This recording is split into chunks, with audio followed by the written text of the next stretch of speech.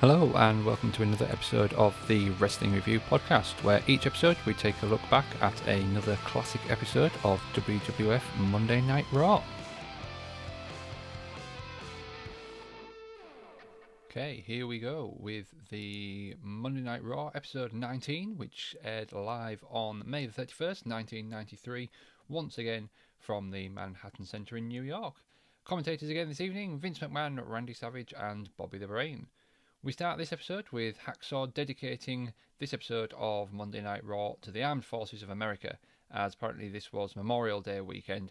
He gets a USA chant going as he stood outside the arena and slaps hands with some fans before we get the opening video package and we go inside the arena where the siren goes off. Vince welcomes us to the Manhattan Center and he is ringside along with Macho Man and Bobby the Brain. Vince tells us that tonight we will see Mr. Hughes in action, as well as the Steiner Brothers, Razor Ramon, and also Marty Janetty will be defending his newly won Intercontinental title against Bam Bam Bigelow. Macho Man tells us that Sherri and Luna will be in the corner of Bam Bam and Marty respectively, while Bobby is talking. Macho Man's mugging for the crowd behind them, just getting them to chant Weasel and things at Bobby the Brain. So out comes Marty Janetty along with sensational Sherri to start us off tonight. It looks strange seeing Marty Janetty have the IC title around his waist as he comes out. Bam Bam is led to the ring then by Luna and Macho asks which one is the beast, Bam Bam or Luna. So our first match of the evening then is going to be for the Intercontinental title between Marty Janetty and Bam Bam Bigelow. Before the match can start though, Sherri attacks Luna and it just reminds me of how good this feud was coming out of WrestleMania between Sherri and Luna, but we just haven't seen any more of it since. It was, that episode of Raw a couple of weeks after, the attack, the beatdown, it was hard hitting, it was brutal, it was great, and that's all they'd done, and that's all they've done up till now. They haven't seen them since, but here they are tonight. So from behind, Bam Bam attacks Marty. Bam Bam gets a headbutt and takes Marty down, a shoulder block and another headbutt, and Bam Bam is in control. Bam Bam then whips Marty into the ropes and hits a shoulder block and another, and whips him again to get a big right hand. Marty then ducks a clothesline and hits a few shots of his own. He goes to the top rope and hits an axe handle off the top to get a 2 count. Marty takes Bam Bam into the corner, but Bam takes over. Bam Bam then goes for a big back body drop. Try saying that 12 times quickly. But Marty lands on his feet, which was very impressive, but then jumps straight back into a bear hug. Bigelow then rams Marty into the corner, and Marty hits something off the top rope, followed by a head scissors, which didn't look great. Marty climbs on top of Bam Bam's shoulders again, and this time Bam Bam falls backwards, dropping Marty as we go to the break. When we come back, Bam Bam has got a headlock on Marty. Marty fights up, but Bam Bam knocks him down again and pulls his hair. Bigelow then squares off on Marty and then hits his own standing dropkick, which was impressive for a man his size. From a standing start, Bam Bam hits a dropkick. Marty gets squashed in the corner and gets a foot on the ropes to stop the pin at a 2. We get a decent Marty chant started from the crowd as Marty gets his feet up on another Bam Bam charge.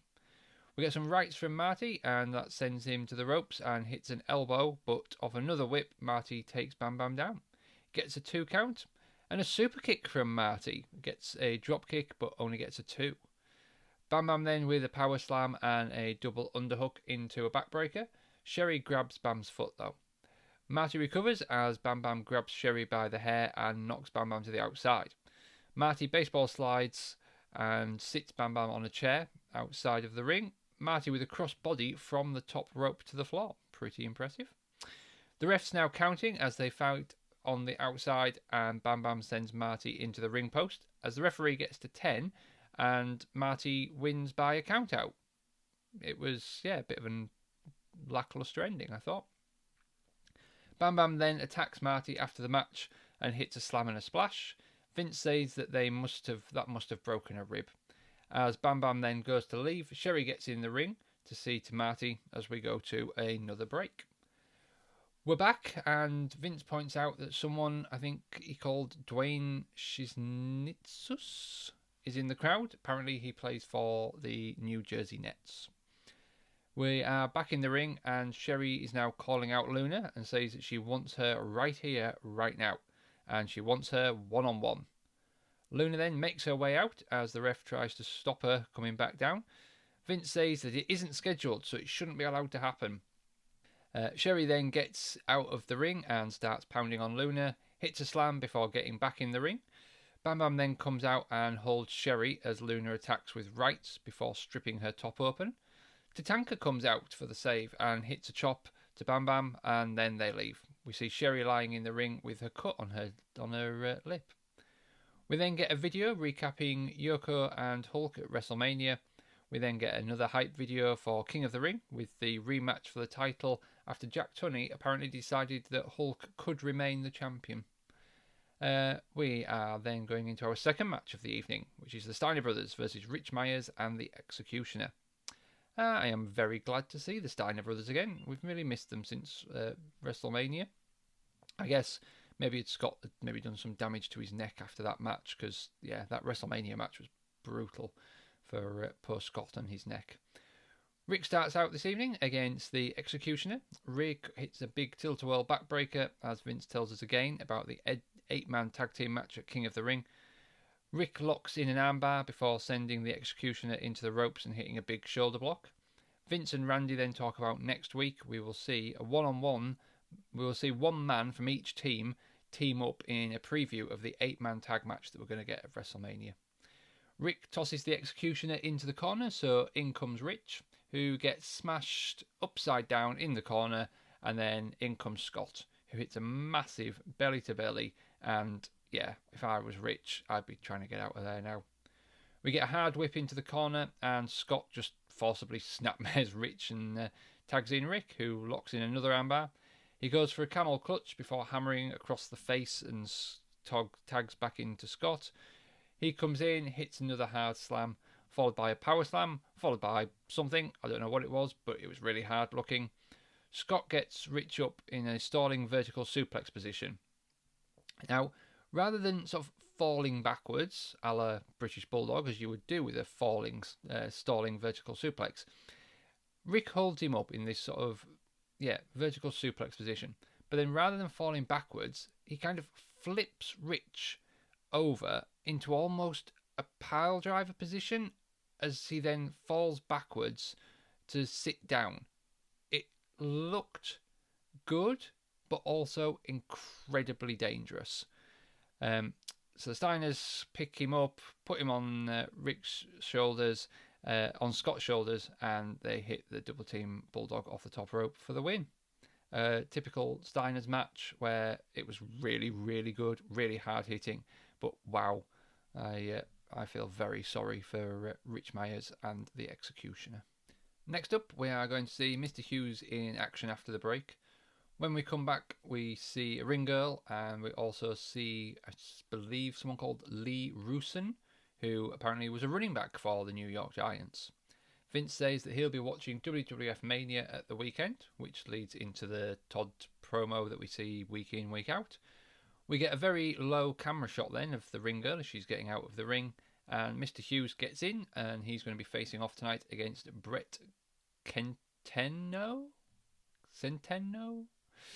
Mr. Hughes looks nasty, like he would really do somebody some damage.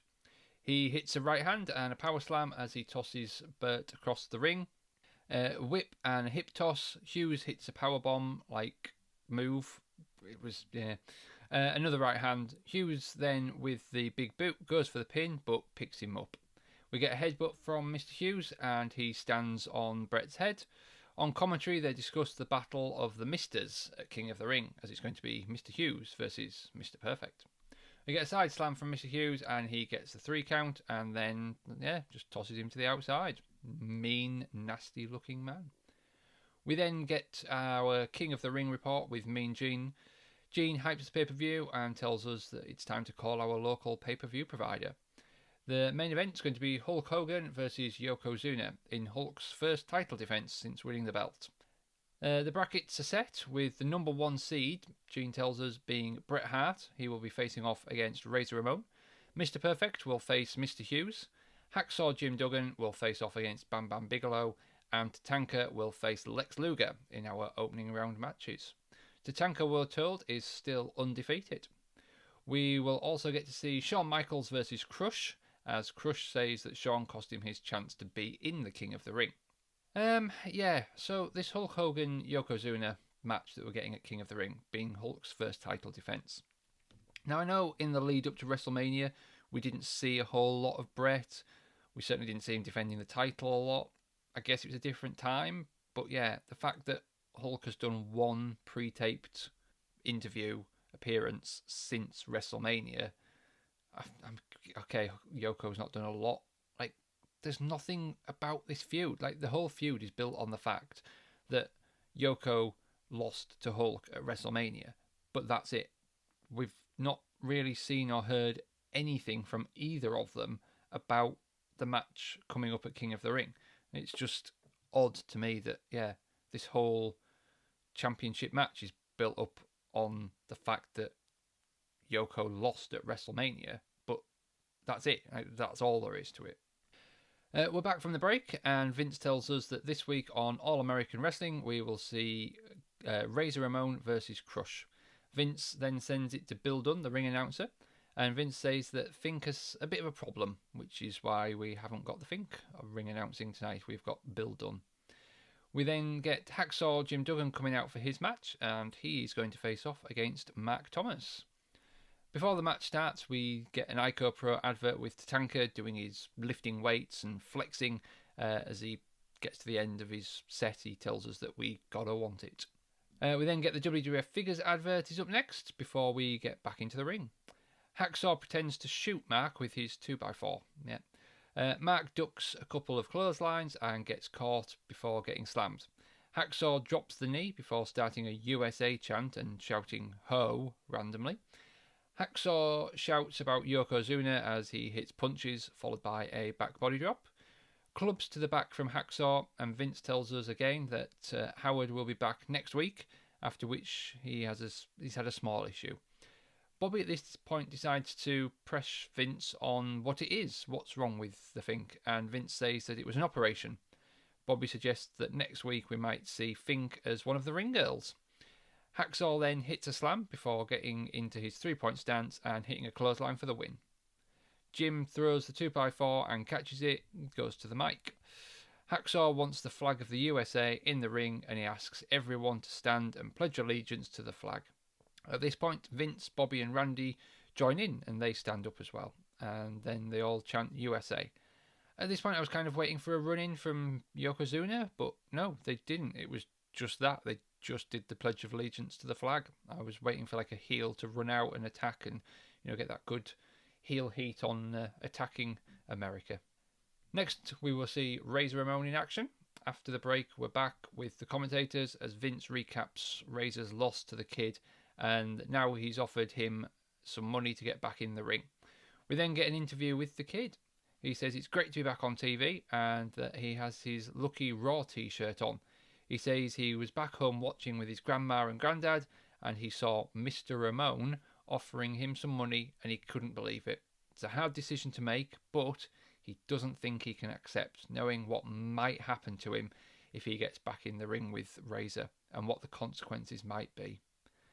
I didn't think it was a great babyface promo, to be honest. I mean, obviously, the Kid at this point is very, very young. I don't know how long he's actually been wrestling for at this point, but he's really young. I don't know, you want your babyfaces to be a bit, I don't know, not kind of calling him Mr. Ramon and worried about getting hurt if he gets back in the ring with him. It's like, come on, get back. You've beat him once. Try and do it again. Be the valiant hero babyface, but I get what they're going for. Then we see Razor coming out to the ring for his match, and he's going to be up next against Tony Roy. As soon as Razor's out and in the ring, the crowd start chanting 1, 2, 3, and the Macho Man's joining in. While Razor's shouting at Randy, Tony gets a roll up from behind and gets a very close 2 count. Razor does manage to kick out though and hits a big clothesline. Razor then, with some chops in the corner and off the ropes, hits the fall-away slam. Looks like it's sort of an STF hold. He then locks in before letting go and just slapping the back of Tony's head a bit. Randy again joins in on the table, standing on the table, counting 1, 2, 3 along with the crowd. Tony gets another roll up and again only just kicks out at 2. I really like that they're playing up this fact that Razor could now be beaten by anyone at any time. Kicks from Razor though in the corner and a back elbow from Razor before he locks in the abdominal stretch. We want the kid chant now starts as Razor gets distracted again. Razor sends Tony onto the rope and hits a suplex from the top and calls for the Razor's Edge. She hits and gets the cover for the win. Razor in the ring as a 1, 2, 3 chant keeps going. Vince tells us that he has just been told that Yokozuna has just arrived at the building and we will try and see him after the break. If I was Vince, I'd be a bit more concerned about why Yoko's not turning up until after the main event of Raw. But anyway, we come back from the break and Vince tells us that next week we will see El Matador versus Adam Bomb, as well as Jerry Lawler will be holding a special King's Court with Yokozuna. One of the Smoking Guns will team with one of the Steiners against one of Money Inc. and one of the Head Shrinkers. We then see how we can get tickets for next week's Raw with a number to call if we want to come and watch. Yokozuna's music then hits as we go to yet another WWF Figures advert, followed by an advert for WWF Royal Rumble for the Super Nintendo. I guess at the time, probably a really good-looking computer game, but watching it from my vantage point now, looking back, it looks super, super old and primitive. We're back from the adverts, and here comes Yokozuna to the ringside with Mr. Fuji. Vince asks how they dare come out here and wave that flag, since they've got the Japanese flag with them. Apparently, Vince says the only flag that should be out here on Memorial Day is the Stars and Stripes. Vince then explains to Fuji what Memorial Day is and when they celebrate their heroes and remember those who have paid the supreme price. Fuji says that come June the 13th, they will celebrate Memorial Day. Vince points out that June the 13th is the date of the King of the Ring, and that today is Memorial Day. June 13th is when Yokozuna will face Hulk Hogan. Poor Fuji, he really did seem confused by all of this. Yokozuna says that Hulkamania will die and then shouts Bonsai. Vince says it wouldn't surprise him if Hulk Hogan isn't also here next week. Yokozuna just shouts Bonsai and Fuji says we are looking at the next WWF Champion. Fuji says that he has a short memory and can't remember WrestleMania. Fuji says that Yokozuna is bigger and stronger than Hulk and that's why he will win. We see Hacksaw in the upper deck waving his flag and the crowd chant USA while Fuji waves his Japanese flag as the show comes to an end. And that was it. I would say not one of the best episodes we've seen so far. All the episodes from this era sort of really following that pattern now of squash matches, bit of a promo, one sort of standout match, I would say. Obviously, the Steiners were back. That was great. They were hard-hitting. The Steiners are great. I love them. I didn't like this ending. Yokozuna shouting Bonsai. I get it. He's supposed to not be able to speak English. Fuji didn't do a great job of hyping the match. He got confused as to when Memorial Day was, when the match with Hulk Hogan at King of the Ring is. It wasn't great. Yeah, other than that, not much to say about this episode, really. It was watchable, but I think only because it was so short. But yeah, there we go. That was Monday Night Raw from the May the 31st, 1993. Thank you for listening to this episode of the Wrestling Review podcast. Be sure to come back next time as we listen to another episode of Monday Night Raw. Please rate, review, follow the podcast, and don't forget to follow me on Instagram at TWRPod20.